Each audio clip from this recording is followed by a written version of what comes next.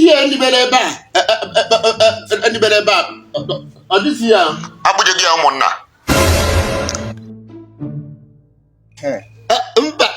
Egatakola na-ekwu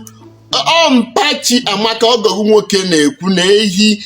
o jiri bi na akwụ ụnya amanyere n'ukwu ọgbụ na ọ nọzi ebe a. Sị gị na amụnye gị amụ na ama m ife na-ekwu.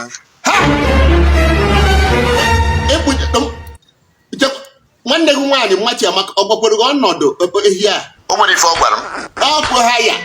wize ha ya dị ka maka ịma na akwamozu nne gị obi adịgo ya adụ. Webụ na ọgọ ndị nnukwu ọgọ na ha ya ejiche ehi bịa mana nwanne gị nwaanyị kpaa anyị kpakwere ya akpa je na nke ma na-eleghị n'isi oye ka anyị ha ya ete ehi anyị bịacha unu akpa ka ọ bịa kpụrụkwa ehi ka anyị wee melite ọnọdụ melitekwa ogwu anyị nsị akọwalụ gị n'ọgụ nwa ụmụ nwanne gị niile ọgụ nwa bụ onye kere nwe nghọta ị na-ekwu na ọgwụ ha gị ya ọ chọrọ ịlapụta nke ọ nọ nchefu ka o chefu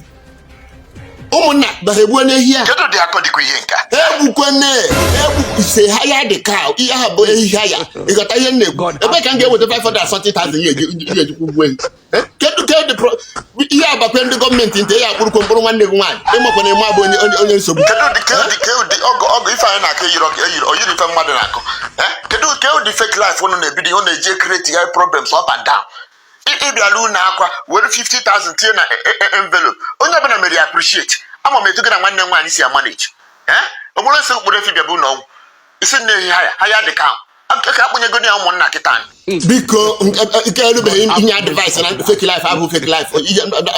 problem nnukwu problem dị kịta ihe kpọọ ha biko kpọọ ha kịta kpọọ